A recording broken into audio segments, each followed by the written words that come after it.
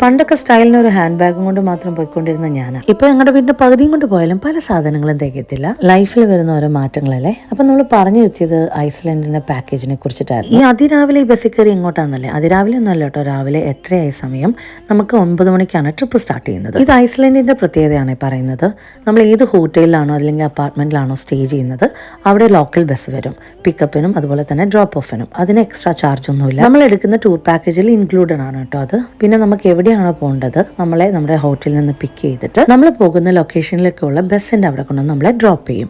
അവിടെ നിന്നാണ് നമ്മൾ ഏത് ലൊക്കേഷനിലാണോ തിരഞ്ഞെടുത്തിരിക്കുന്നത് ആ ബസ്സിൽ കയറിയിട്ട് നമ്മൾ ഓരോ സ്പോട്ടും കവർ ചെയ്യും. ഞങ്ങളുടെ 9 മണി തൊട്ട് 5 മണി വരെയുള്ള പാക്കേജ് ആയിരുന്നു സെക്കൻഡ് ഡേ. സൗത്ത് കോസ്റ്റ് ആണ് ഞങ്ങൾ തിരഞ്ഞെടുത്തത്. 2.5 മണിക്കൂർ ജേർണി ആയതുകൊണ്ട് തന്നെ ഇടയ്ക്കൊരു ബ്രേക്ക് ഉണ്ടായിരുന്നു. ആ സമയത്ത് ഞാൻ ലൈഫിന് ഫുഡൊക്കെ പ്രിപ്പയർ ചെയ്തു. പിന്നെ കാർ സീറ്റിന്റെ കാര്യം ഒരുപാട് പേര് ചോദിച്ചിട്ടുണ്ടായിരുന്നു. നമ്മൾ പോകുന്ന പാക്കേജിൽ ബസ്സുകാർ തന്നെ പ്രൊവൈഡ് ചെയ്യുന്നതാണത്. പിന്നെ ഷെങ്കൻ വിസ എങ്ങനെ എടുത്തേന്ന് ചോദിച്ചിട്ടുണ്ടായിരുന്നു. അത് അടുത്ത റീലിൽ പറയാം ഗൈസ്. അപ്പോൾ ടേക്ക് കെയർ, ഗോഡ് ബ്ലെസ്.